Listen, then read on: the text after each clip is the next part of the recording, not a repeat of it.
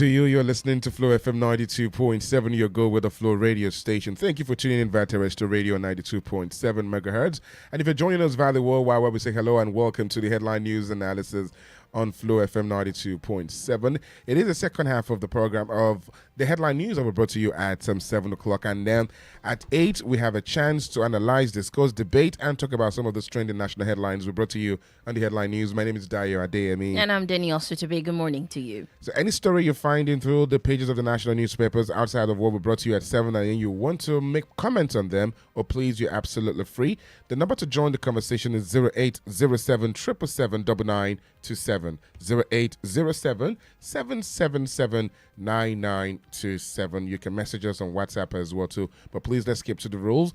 It's pretty simple. We have 60 seconds, 1 minute to make our comment so that we can accommodate as many as possible. Please, and please, let's keep our conversations very, very civil. Let's not insult anybody or condescend to the level where we'll take swipes at anybody with our comments. Let's keep it very, very civil and speak to the conversation. Tell us your name, where you're calling from, and go straight to the point. Nicholas Nwarunoye joins us live this morning. Good morning to you, Nicholas. Good morning. Happy midweek. Thank you very much.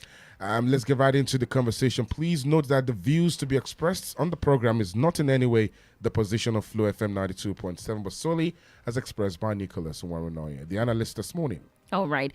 Before we pick it up from where we dropped it yesterday, this is to remind you that we're streaming live on YouTube and on Facebook this morning at Flow FM 927. All you have to do is type that, Flow FM 927, and you can get in on the live action happening in the studio right now. So we were talking about a federal government stopping all ministries, departments, and agencies from buying foreign goods or services that are already available in Nigeria. We had a lot of comments about that. So let's pick it up from there, and then we'll get into other stories this morning. Okay. Yeah. Well, ironically, yesterday I was with Comrade Issa Aremu, Okay. who's currently the DG of, is Mike Kelly Mudu National Institute of Labor Studies, and in fact he commended the president for making that, Policy. Mm-hmm. And he even said that long before now that MNLS, that is the Labor Study Institute, has done, have been implementing it quietly. That he has always insisted that, his vehicle purchase has to be from Innocent or any local made manufacturer. Yeah. Mm-hmm. So he equally said that, the institute is going to benefit massively from there, because now we are talking of, in case of training, all these instances where you have to train Nigerian workers outside Nigeria, we have to localize it first. So he's seen a huge potential from it, and I quite buy that idea. So equally too, early this morning there was this Petron, came up and said that there must be, Nigeria must be cautious. Yeah. We have to take both, argument. We have to take it pari passu. We have to look at both the pro and the cons. Like we said yesterday, that the problem with Nigeria is not a shortage of ideas, shortage of policies. It has always been policy implementation. Sometimes we bring in a good policy, but we put the cart before the horse. You understand? That kind of policy has to be followed by a robust support structure for Nigerian manufacturing. You understand? It's only when you do that. It's only when you do things like that you can forestall the concerns of people like Petron. I'll give you a very good example. When President Muhammadu Buhari came on board and shut down the border, so as to allow local farmers to take maximum benefits of the food sovereignty regime. What you discover is that price of foodstuff skyrocketed because vis-a-vis producing for local consumption. Other farmers saw the avenue of moving Nigerian food products outside Nigeria because it's you can't say they should not export. At some point towards the north, we saw a lot of grain moving across the border.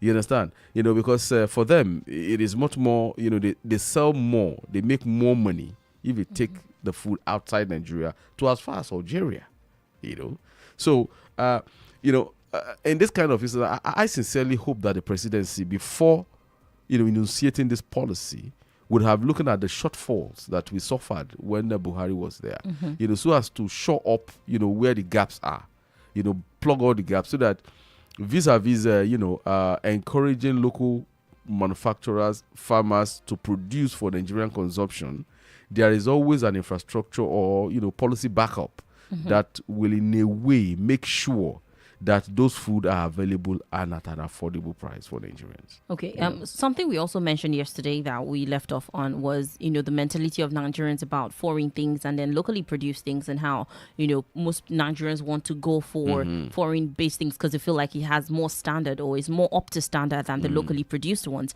How do we kind of switch the minds of Nigerians, or, what can be done to help that mentality? The truth is, you see, unless you're able to give me a concise statistics as to how many Nigerians prefer the foreign, I don't want to go with that because I have a different approach to that. I have a different experience. Yes, there even are, when it comes to foodstuffs. Exactly. Even where you have, let me give you a very good example. I know that at some point in, almost 8 years ago, a lot of friends that I know that usually prefer this foreign rice and things like that, stopped eating it and prefer the Nigerian rice. And I'll tell you why. Till right now. Yeah. What they said is that, look, most of these rice that are imported have been warehoused for up to 20 years. In Thailand, in some of these, Asian countries where they produce all this, they warehouse it then they put a lot of chemicals to make sure it doesn't get spoiled. So when they have no use for it, they now push it down to Africa. But you see, and it's one of the reasons why, I said Nigerian grains, rice included, moving up to as far as Algeria, because they prefer the Nigerian rice because they know it is seasonal. It is fresher than all the imported ones. You understand? So you see, one other thing, when I traveled to Anambra last year, was it last year? Last year. When I was there for like up to 10 days or thereabout. You understand? All the rice I ate there were local rice. So in fact, at a point, I took a survey. I did a survey in the market, and I asked them, why don't they buy this? He said, nobody will buy it here. You understand? That was what he said. And I'm talking of a community that hosts, what's the name of this university? Nnamdi Azikiwe University. That community is where that place is located. I couldn't even get, all these foreign rice to buy. So, you see, we need to be, yes, there are, because it's a sign of ostentatiousness. You understand? Yeah, there are people. But you see, for those who did a little bit of economics, there is this thing you call the giffen goods and ostentatious goods. It's the curve is inverted, kind of. The lesser the price, the higher the demand. But for giffen goods, because of it is a status symbol. Okay. You understand? There is a status symbol. People will tend to go for it. Yeah, but it's not a cut and dry thing that. It's a general mentality in Nigeria. Yes, there are people who prefer it, which is fine. You cannot wish that away. But by and large, I think majority of Nigeria will go for, things that are localized, but as a sign of national pride. They will go for things that are localized, brushed up to standard. We're not saying that you should eat that because you want to eat local rice, you start eating undestoned rice. No, that's not what I'm saying. That is not unhealthy in the long run. But you see, it's because we haven't seen some of this local rice that have been destoned and thoroughly, burnished, So I have a couple of that. Do you know that? Let me give you a very good example. And let me give you another example. Sometimes was it 2018? Anambra rice emerged as one of the best in Africa. As a matter of fact, that lake rice that everybody talks about, they source it from Kebbi, and it is burnished in Onitsha. Most of the rice mills in Onitsha burnish that lake rice before getting to Lagos and being thrown into the market. Abakaliki rice is another one. You understand? You see, when you see some of this branded Nigerian rice, sometimes the value, the quality is way higher than all the imported ones, because these are things that have been. It's been warehoused for a very long time. You can't even determine how many years it's been in the warehouse. You understand? So this is my take about what you are saying. Yes, you have exception, but I think they are minuscule. Okay. Yeah. All right then. Let's move away from that conversation and move on to another one. This one has the NYC involved. The federal government has inaugurated a reform committee to overhaul the National Youth Service Corps, aiming to address issues of corps members' safety, infrastructural challenges, and the scheme's relevance in today's socio-economic climate. Well, there has been a lot of side talks about, NYC, the relevance, and they need to upgrade it. And there was this very interesting talk by Alausa himself, saying that if he had his way, he will ensure that Nigerian youth serve for 2 years. Yeah, serve for 2 years. And for me, it's not a totally bad idea. But yeah, you can have 1 year, compulsory service, then another 1 year optional service. That is if there is no job that is, coming your way. You understand? You could have that. Then for me, if I may suggest, I think that paramilitary aspect of it need to be further reinforced. Maybe you have it 1 year general service, then another year military service, police service, serve with the police, serve with the security agencies. You understand? So, that is my take about it. Then, of course, the relevance, for the current economic situation in the country. In a situation where we have, issues of insurgency, you understand? You have insecurity and things like that. You need for reorientation and reorientation. I think a very good vehicle, to do that is your, how am I going to put it? The NYC Corps. I recall that I was engaged in a discussion with a commissioner in the state recently, one-on-one, discussion. And I was asking them that how many medical, at least it's compulsory for, medical graduates to do their youth service too. So I asked them, if you're having a problem with retaining doctors, for instance, you understand? If that is retaining doctors in the state because of this Japa syndrome. Yeah. For instance, why not look at the NYC? How many doctors comes into Kwara every year, deployed here? And what do you do? Why not open up a kind of channel with NYC in the state? Talk to them, the medical corps that you have. This is what we are willing to offer them. I'm very sure if you offer a Nigerian, medical graduate something within the realm of 350,000 naira as allowances and deploy him to a local place, with security, of course, with security and, and things like that. He's going to stay for that 1 year. He's going to stay. 350,000, 400,000 naira. That's not too big, to keep a doctor, a medical doctor, to give services and nurses. And that's the same exact contribution, made by Dr. Alausa, the Minister of Education, who is proposing that a teacher's corps and medical corps for NCE certified graduates and healthcare professionals willing to serve in rural communities. Now, here is the thing. There's been this, recent, call for the scrapping of the NYC scheme and all as a result of insurgency. You recall the very, very, very ugly incident that happened in I'm trying to remember the state, the particular town in one of the northern states. 2013, 12. Yeah. The killing of about 7. I think in Potiskum, if I'm correct. You see the way youth corps members were killed and all, and that since that time, a lot of parents have been calling for this. Now, how do we improve the security? Because for a lot of Nigerian parents right now, the issue of security, the issue of going their kids or their children or their wards going for NYC is not a problem. It's just the security of their children. Imagine having to go through the university under your parents and then you go to NYC, you're deployed to a place like I was deployed to, some years ago in Kaduna, in far away in Giwa local government, and then you've never been there before. How do you, aside the money, how do we provide security for NYC corps members? Before you answer that, let's get this call. Hello, good morning. Good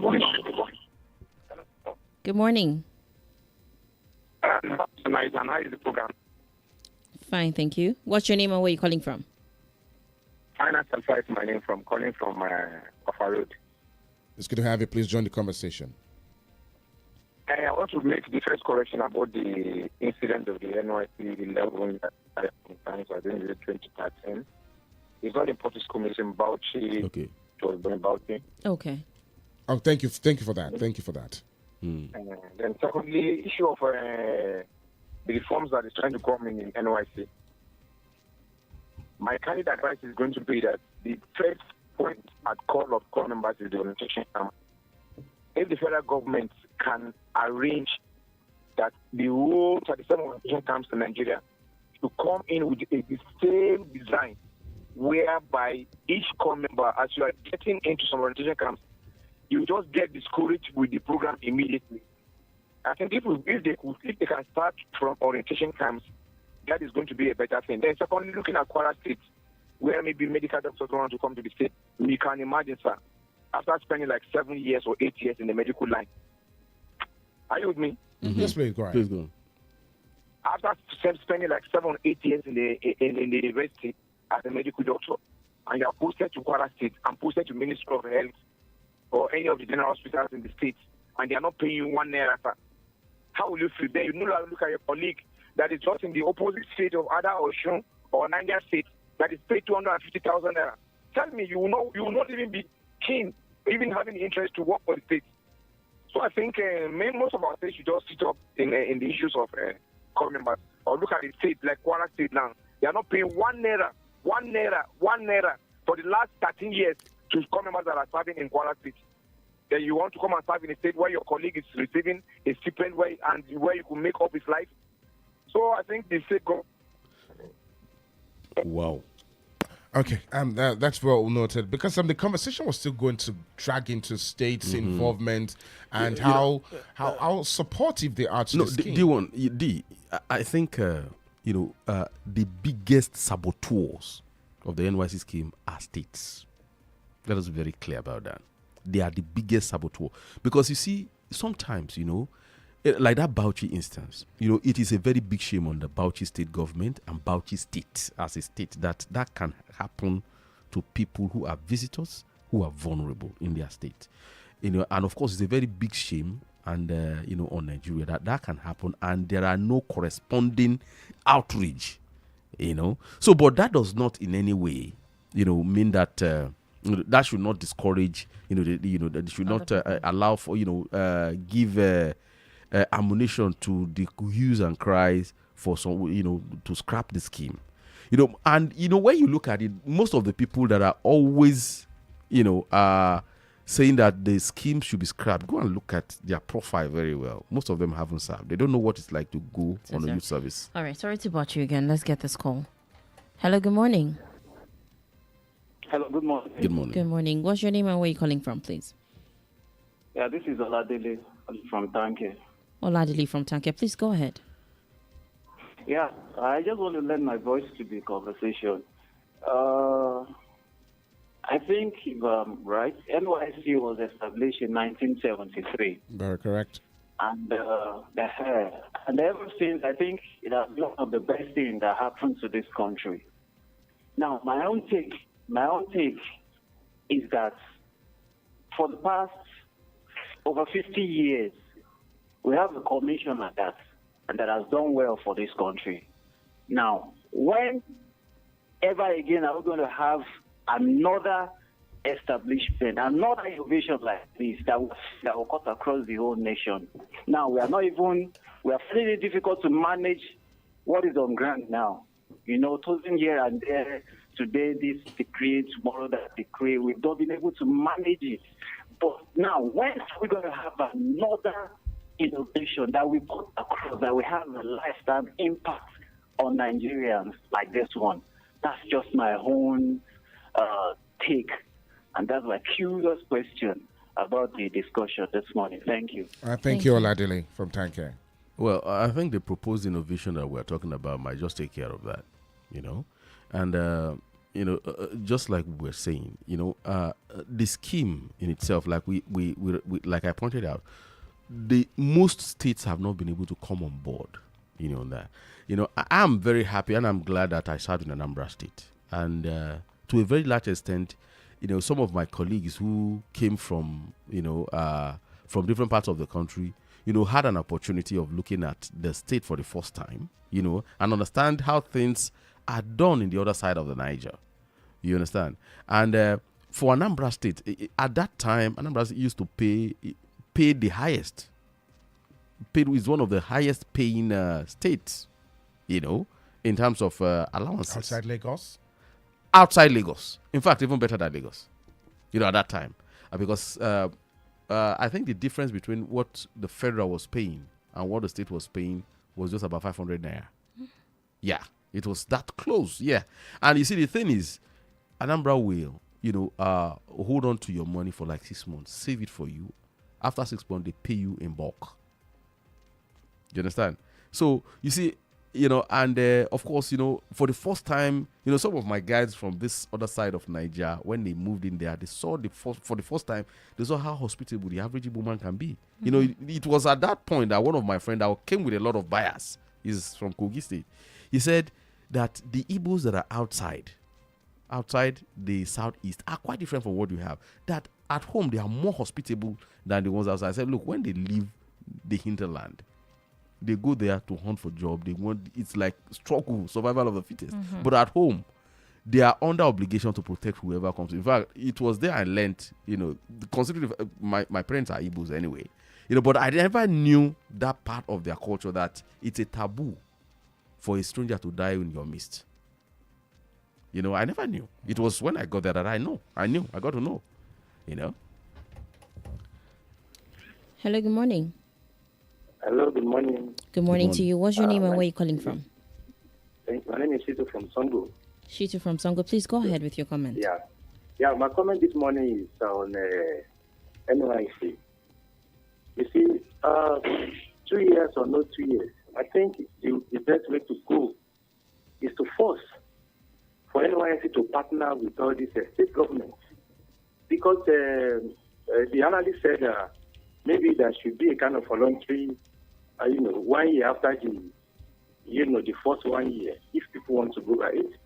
But the first thing is that I serve in Canada, and the school I serve, in fact, they don't have teachers for major subjects. They depend on core member, and then they still see it as if they are the one helping us. They don't pay, a lot of things. So if they partner with state government, and people want to go for an extra voluntary year, I think within that, and they should extend the number of weeks in the camp, so that they should train people in line with the gap being created in each state. So, and there should be a kind of memorandum of understanding with NYC and the state government, so that even after that first year, they should be able to say, okay, this is what we want to be paying them, because a lot of gaps are there for core members to fill. But because of how we do things in this country, so it's not showing that maybe the system really needs a core member service. Thank you. That is my contribution this morning. Thank you so very much for your contribution. Let me just ask you this, because again, the NYC scheme is such a fantastic idea that outside fostering national unity and all, the people who have experienced it will tell you, their experiences and share that it's a very beautiful scheme. But again, how did the scheme degenerate to the level where it has now become a conversation of let it be by choice for any young Nigerian or any graduate that wants to serve or not? Again, if you look at it, there are conversations around that the scheme should make it maybe voluntary if you want to, and if you don't want to, or involuntary. And then when did it generate to the point where, because I know from experiences that there was a time in this country where communities protect core members. The moment they see you on that uniform, you are given a free ride, you enjoy some free services. But what has happened to our value and our culture and respect for the scheme? And then how can state government collaborate in terms of infrastructure? If you get to some hostels, you say it, so you know it for yourself. Of course. Before you answer your question, please let's take this call. Hello, good morning. Hello, Danny. It is Danielle. Good morning to you. Yes, Daniel. This is Mr. Davis calling from Shao. Mr. Davis, please go ahead. Yes, I want to comment on the NYSC issue. You see, it is not the skill that has problem or that needs realignment. It is the so-called members of the NYSC that they need to be reoriented. You see, I am not supposed to use that language on radio because of the ethics of. Oh, thank you Thank for you. understanding But I that. think it has been turned to something else. When you come to my own area here, in fact, we will be very disappointed with the way they were living their lives. They have turned it to sex institution, which I think is not the best. Many of them, they are not that serious. You see, we need to reorientate our children.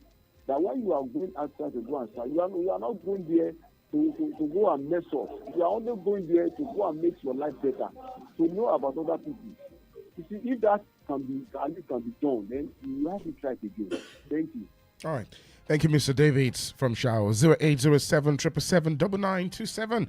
That's the number to call, or you can leave us a message on WhatsApp. Jingen Talakawa, thank you a lot for your message on WhatsApp. Nicholas, quickly respond to that, please. Yeah, well, you see, first and foremost, we need to understand that the people being You need deployed. to hold on a little bit. But you can. Hello, good morning. What's your name and where are you calling from? I'm Josh from Tanke. Josh from Tanke. Please go ahead. Yeah. Regarding the NYC doesn't need to be scrapped or whatever this notification. I overheard the guest in the studio talking about education core and medical core. Yeah, they are good innovations that would improve and create jobs. And it might even serve as a lesser burden on the government when it comes to salary, because compared in the sense of the core members, they get paid maybe 70,000 or thereabout now. If they have the education core and medical core where people fit into, the salaries is going to be stable. There's no increment on grade. There's no grade level. Yeah, let me use that line. There will be no grade level issue where you be doing promotion on this. It's just a system where people come in, do the job for the government, and it helps in the workforce.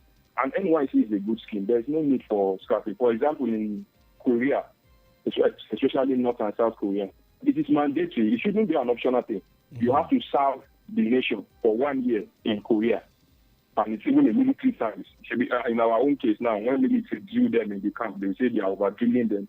These things need to be done so that we can get better in the nation. Well done in the studio.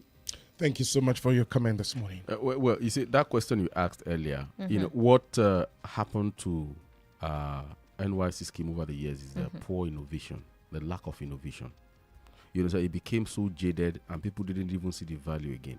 Let's say, for instance, that over the years, instead of, after that compulsory, civil service thing, 1 year service, what if, for instance, that in addition, if you come in with a youth service certificate into civil service, if, for a university graduate, you get step, what do we call it again? Step 1, step, level 8, level 9. Level 8, step 3 or something like that. Why not make it step 3? Step 4. Because you have served, because it is assumed that you have worked for 1 year. That is a way of ensuring, making sure that people, go in for service. Encourage, private participants, private companies, to place premium on that certificate. You understand? So that is another way of making it, keeping it alive in the minds of Nigeria. Everybody will want to serve. Yeah. You understand? Then apart from that, there are so many things. How about encouraging people who, who marry within the youth service? Well, I think they do something on that as well. Exactly. They really do. They have something on that. Yeah. Our time is fast spent. We could pick up this conversation again tomorrow. But give us your final thoughts. Well, let me just say, let us keep it very simple and be very careful. We know what the country is saying right now. Don't do what I will not do. All right, what is it that you will not do? Unpatriotic, right? Of course, unpatriotic. All right, then. The views expressed is not in any way the position of Flow FM 92.7 or the staff therein, but are solely expressed by the analyst Nicholas Waranoya this morning. Thank you for joining us. I am Danielle Shitta-Bey. And I am Adedayo Adeyemi. We're back tomorrow, 8 to 8:30. Have a good morning.